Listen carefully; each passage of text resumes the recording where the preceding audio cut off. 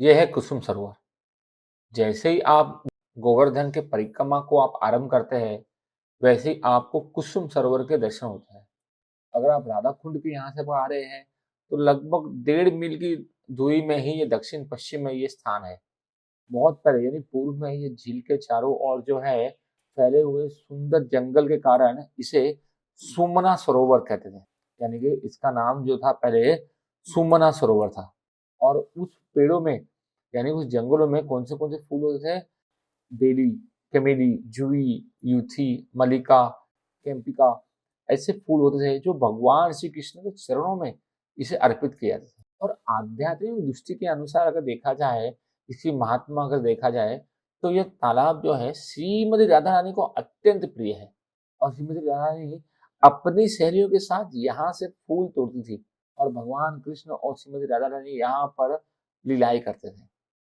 ये वही स्थान है जहाँ पर अष्टावक्र मुनि ने दिव्य युगल यानी कि श्रीमती राधा रानी और कृष्ण के पकड़ होने के लिए प्रतीक्षा करते हुए कुसुम सरोवर पर कठोर तपस्या की थी। यानी वही तपस्या स्थली है ये कुसुम सरोवर। और इसी स्थान में भगवान चैतन्य महाप्रभु स्वयं जो श्रीमती राधा रानी के करुणामय मुद्रा में श्री कृष्ण है, यानी स्वयं जो कृष्ण है, ये इसी तालाब के द्वारा किया गया इस ठंडे पानी में स्नान किए थे।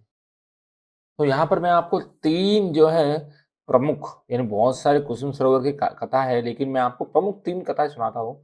पहली कथा जो है, एक बार नारद मुनि रासलीला की व्याख्या करने के लिए शिव जी के पास पहुँचे और भगवान शिव ने नारद को एक मंत्र दिए और कहा कि ब्रह्म कुंड के वहाँ पर जाकर वृंदा देवी की पूजा करने के लिए कहा गया उनको। तो जब नारद मुनि ने पूजा की, तो वृंदा देवी ने उन्हें कृष्ण और कृष्ण की वृंदावन लीलाओं पर ध्यान करने का निर्देश दे दिए। नारद ने क्या किए? नारद कुंड में जाकर तपस्या की और जैसे ही वृंदा देवी प्रकट हुई, उन्होंने कुसुम सरोवर के उत्तर पश्चिम दिशा में स्नान करने के लिए कहा गया उनको।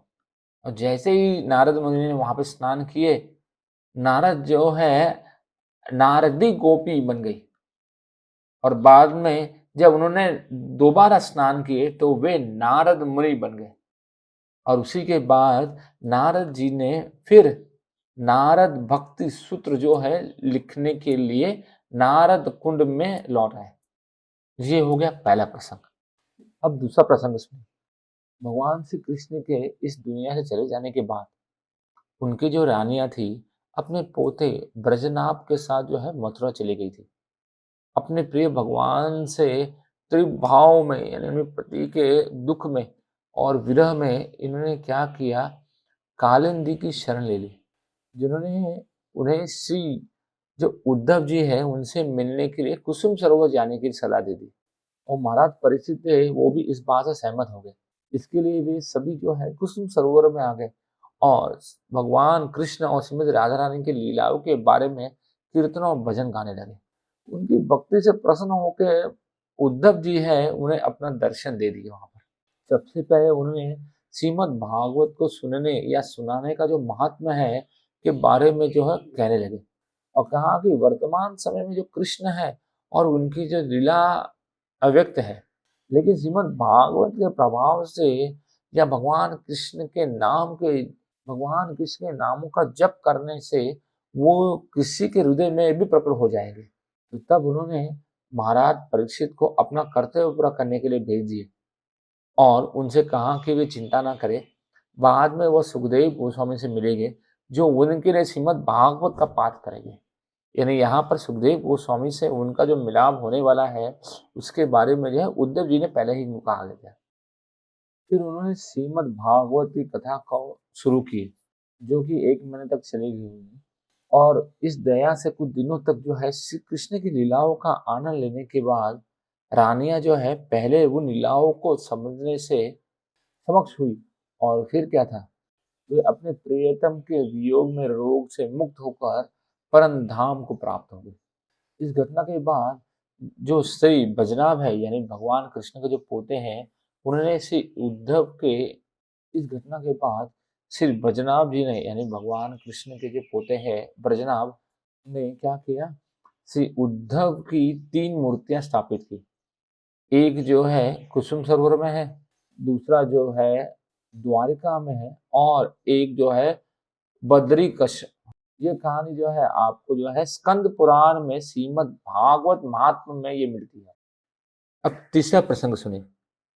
एक दिन जो है प्रातः काल में श्रीमद् राधा रानी जी अपनी सहेलियों के साथ पुष्प चयन करने के लिए कुसुम सरोवर के तट पर उपस्थित होती थी। कुसुम सरोवर के पास जो है तट पर बेली, चमेली, जूही, कनेर या चंपक आदि विविध प्रकार के जो है वो पुष्प पुष्प जो है लिया करती थी। और श्रीमती राधा रानी जो है एक वृक्ष की टहनी में जो प्रचुर पुष्पों को देखकर उस टहनी को हाथ में पकड़कर दूसरे हाथ से जो है पुष्प का चयन करती थी। यानी एक हाथ से जो है डाली को आराम से पकड़ लेती थी, जिससे वो आसानी से जो है फूल को जो है तोड़ सके। श्रीमती राधा रानी को यहाँ पुष्प चयन करने के लिए आती हुई जानकर पहले से ही क्या किया, उस वृक्ष की डाल पर चढ़कर अपने भार से उसे जो है झुका दिए थे और स्वयं डाल पर जो है जो पत्तों जो है ना अलग अलग जो पत्तों के जो अपने के ऊपर ढक लिए यानी छिपा लिए थे, जिससे क्या है श्रीमती राधा रानी को वो भगवान कृष्ण वहां पर बैठे हैं इसका पता नहीं चला। और श्रीमती राधा रानी जो है जो पुष्प चयन में जो है यानी पुष्प जो तोड़ने के इसमें ही पूरा उनका ध्यान था। उसी समय कृष्ण ने क्या किया, दूसरी डाली पर चढ़ गए और उससे वृक्ष की जो वो डाल है काफी ऊपर उठ गई और श्रीमती राधा रानी जो है उसी डाल को पकड़ती हुई ऊपर उठ गई। फिर क्या था, वे बचाने के लिए चिल्लाने लगी। उसी समय हमारे जो कृष्ण हैं पकड़ने के लिए डाली से कूदकर जो है डाली में टंगी हुई श्रीमती राधा रानी को अपने गोद में पकड़ लिए और उनको उतारे। और इस दृश्य को सखियों ने देखा और देख के बड़े जोर से जो क्या क्या करने लगी, तालियां बजाने लगी और श्रीमती राधा रानी जी के कृष्ण के जो है स्पर्श से मुग्ध होकर श्री कृष्ण की भत्सना करने लगी, यानी कि उनको चिल्लाने लगी। तो यहाँ पर 3 प्रसंग मैंने आपको सुनाया है।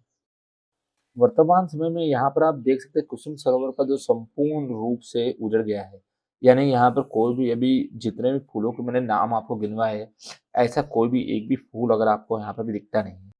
1770 के अंतर्गत में भरतपुर के जो महाराज थे जवाहर सिंह ने यहाँ पर दिल्ली का जो खजाना लूटकर उसी धन से कुसुम सरोवर में सुंदर सोपानों का जो सहित पक्का घाट बनाए थे।